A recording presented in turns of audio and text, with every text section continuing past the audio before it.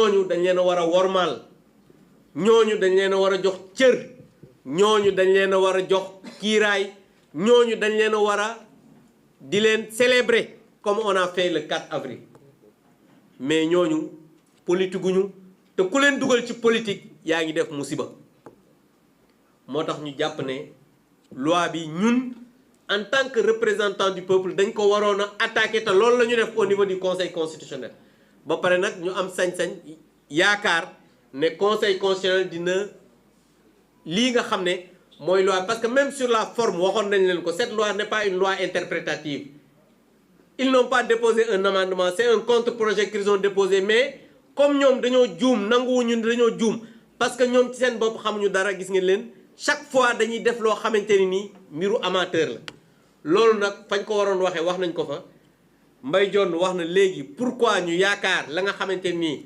moom mooy loi bi conseil constitutionnel dina ko rejeter parce que jàpp nañ ne ci forme bi comme ci fond bi les arguments yi nga xamante ni moom lañ jox conseil constitutionnel jàpp nañ te mënta ci sukkandiku pour rejeter loi boobu donc léegi dañuy jël 4 questions rek ci confrère bu dee am nañ ay questions bien sûr hein c'est bon voilà yéen de ñu ngi leen di sant di leen gërëm vous êtes de très bons journalistes voilà on va donner à la présidente qui voulait Aïssata qui voulait dire un mot kaay ni ñëwul fii madame Faye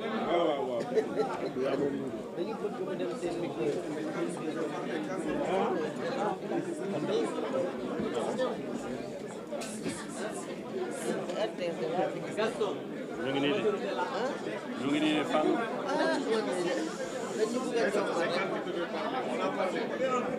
ah donc je laisse tomber.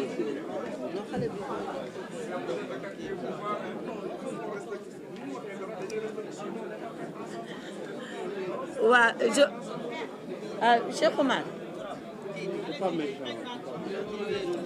voilà je vous remercie. Ce que je vais dire c'est d'abord un mot de remerciement vis-à-vis de l'ensemble de nos collègues. Cette assemblée, elle a été installée, je crois, le 2 décembre.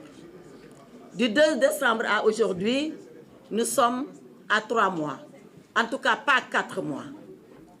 Et c'est la première fois que toute l'opposition parlementaire, ensemble, comme d'un seul homme, se met debout pour faire face à ce qui se passe. Mais alors, qu'est-ce qui nous a amenés, nous tous, à être ensemble? Ce qui nous a amenés à être ensemble, c'est le danger qui est en train de guetter le Sénégal.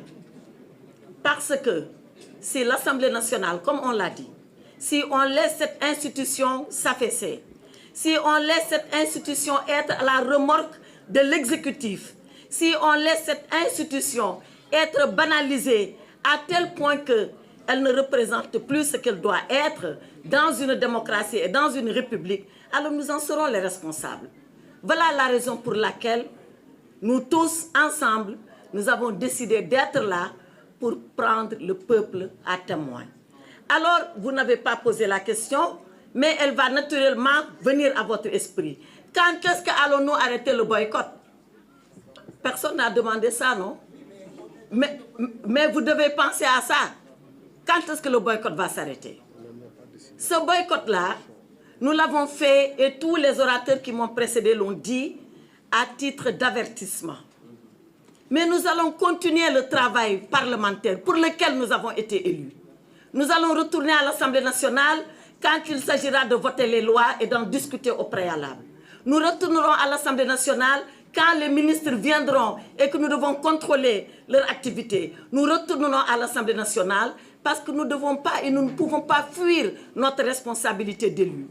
Mais nous associer à ce simulacre d'exercice de questions d'actualité au gouvernement, nous refusons de le faire. Et tout le travail normal du député, nous continuerons à le faire par respect pour le peuple sénégalais, par respect pour nos mandants et par respect pour nous, le devoir que nous avons d'être là parce que le peuple nous a élus. Voilà ce que je voulais vous dire et je vous remercie.